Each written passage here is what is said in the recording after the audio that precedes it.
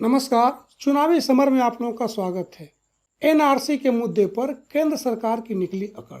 जी हां, जैसा कि हम जानते हैं कि एनआरसी के मुद्दे पर देश के कई राज्यों में जोरदार विरोध प्रदर्शन देखने को मिला था, जिसकी वजह से दुनिया के सामने मोदी सरकार की काफी किरकिरी हुई थी। दरअसल मोदी सरकार ने सोचा था कि सीएए और एनआरसी को जनता खुले दिल से स्वीकार करेगी, लेकिन जनता ने मोदी सरकार की साजिश को समझ लिया, जिससे कारण देश और विदेश में इस मुद्दे पर काफ़ी ज़्यादा विरोध प्रदर्शन देखने को मिला। स्थिति यह है कि कई विदेशी सरकार भी इस मुद्दे को लेकर मोदी सरकार को फटकार लगाने का काम कर चुकी है। ऐसे में अब शायद एनआरसी के मुद्दे पर मोदी सरकार पिछड़ती हुई नजर आ रही है।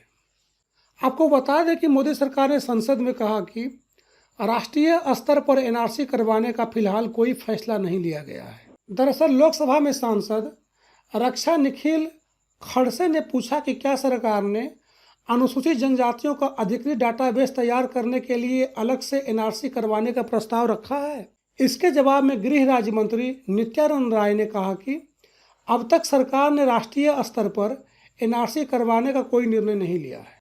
गौरतलब है कि एनआरसी के मुद्दे को लेकर केंद्र सरकार पर कई सवाल उठते रहे हैं।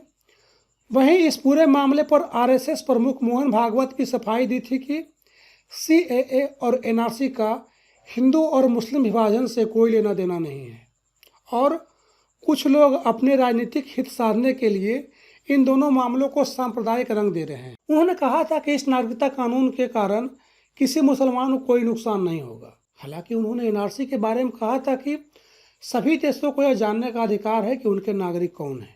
उन्होंने कहा था कि यह मामला राजनीतिक क्षेत्र में है, क्योंकि इसमें सरकार शामिल है।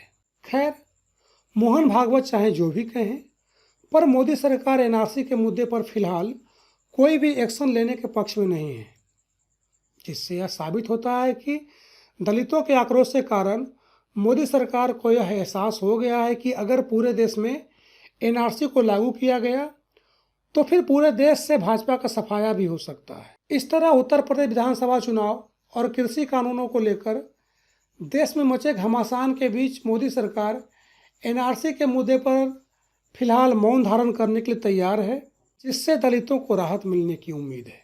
धन्यवाद।